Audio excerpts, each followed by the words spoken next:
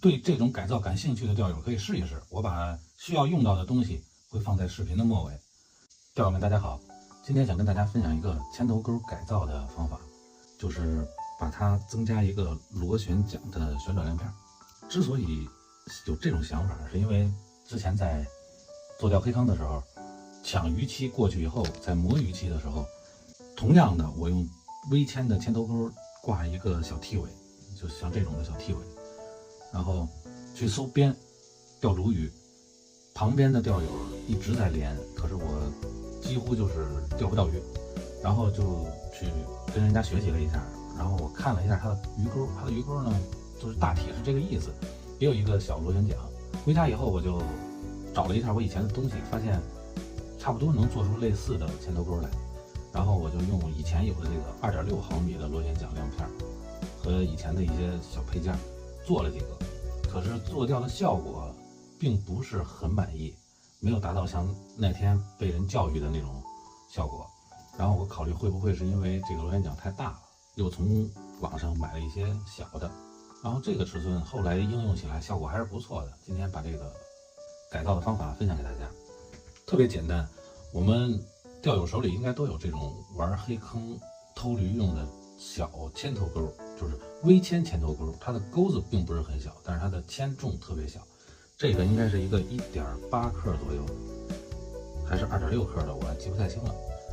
然后我们需要做的是，因为这个螺旋桨需要穿到这个底部，先要把这个固定软饵的倒钩去掉。我们用一个路亚钳夹住这个钩子，然后用另外一个路亚钳就用力的把它摘掉就可以了。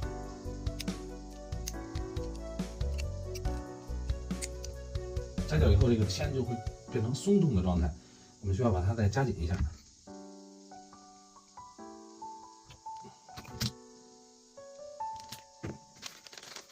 然后取一个1.6厘米16毫米的螺旋桨亮片，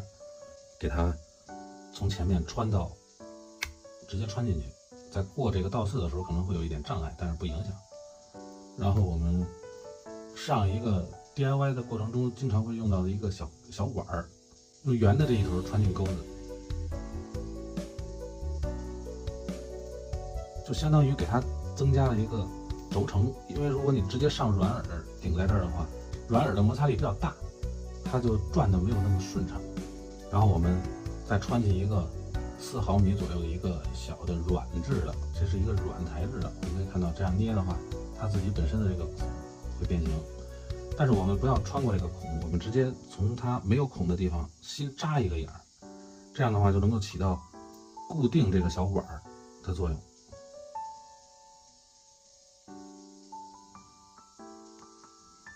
穿过来以后给它推过去，稍微留一点距离，让它能够在这儿旋转的比较顺畅。我们来看一下，然后基本上改造就完成了。然后我们把软饵装上，装上以后，因为这里没有固定软饵的那个倒钩了，所以这个软饵很容易在钩子上面活动。这个时候我们就需要再取一个这个小豆，从钩尖穿进去，把它穿到钩子和软饵接触的这个位置，起到固定软饵的作用。这样的话，它在水里的状态就是比较完美的。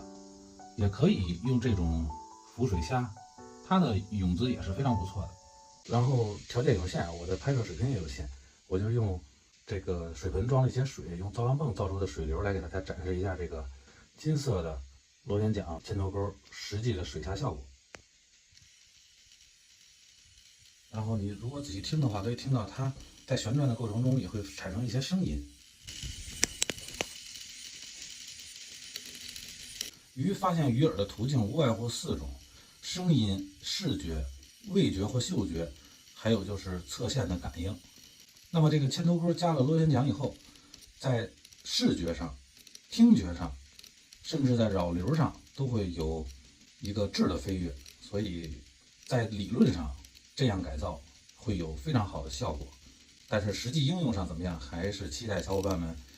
给我反馈一下，谢谢。感谢您的耐心观看，再见。